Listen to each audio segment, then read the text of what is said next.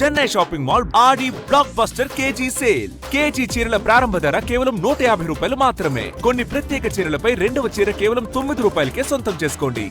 పశ్చిమాసియాలో ఉద్రిక్తతలు కొనసాగుతున్నాయి. హార్ముజ్ జలసంధిలో సైప్రస్ పతాకంతో వెళ్తున్న కంటైనర్ నౌకపై ఇరాన్ కాల్పులు జరిపింది. నౌకలోని ఇంజిన్ రూమ్ దెబ్బతినగా ఒకరు గల్లంతయ్యారు. తదుపరి ఆదేశాలు వెలువడే వరకు హార్ముజ్ జలసంధి మూసి ఉంటుందని ఇరాన్ రెవల్యూషనరీ గార్డ్ కోర్ ప్రకటించింది. దీనిపై ఆగ్రహం వ్యక్తం చేసిన అమెరికా టెహ్రాన్పై మూడో విడత దాడులు చేపట్టింది. ఇరాన్ తీర ప్రాంతాలపై క్షిపణులు బాంబులతో విరుచుకుపడింది. ప్రతిగా గల్ఫ్ దేశాల్లోని అమెరికా సైనిక స్థావరాలపై టెహ్రాన్ ప్రతిదాడులు చేపట్టింది. అనుమతించిన మార్గంలో ప్రయాణించాలని తాము చేసిన హెచ్చరికలను నౌకలోని సిబ్బంది బేఖాతరు చేయడంతో కాల్పులు జరిపినట్లు ఐఆర్జీసీ తెలిపింది. ప్రతిచర్యగా అమెరికా సైన్యం ఇరాన్పై మూడో విడత క్షిపణి దాడులకు దిగింది.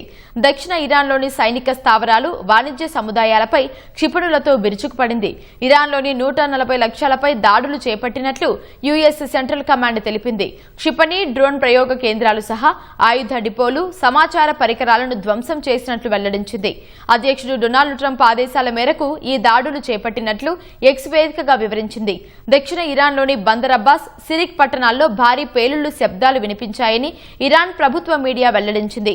ఖుజేస్తాన్ ప్రావిన్స్లోని 3 నగరాలపై క్షిపణి దాడులు జరిగాయని తెలిపింది. బుషైర్ ప్రావిన్స్లో సైనిక అవుట్ పోస్టులు ధ్వంసమయ్యాయని పేర్కొంది. పోర్టు నగరం జస్క్లో 10 పేలుళ్లు సంభవించాయని ఇరాన్ ప్రభుత్వానికి చెందిన ఐఆర్ఎన్ఏ న్యూస్ ఏజెన్సీ వెల్లడించింది.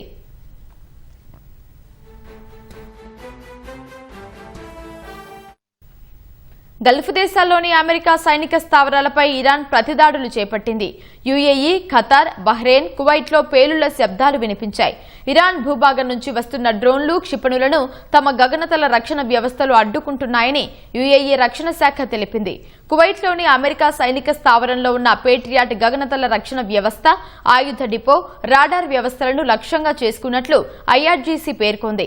బహ్రెయిన్లో అమెరికా సమాచార వ్యవస్థ సహా రాడార్ సైట్లను ధ్వంసం చేసినట్లు వివరించింది.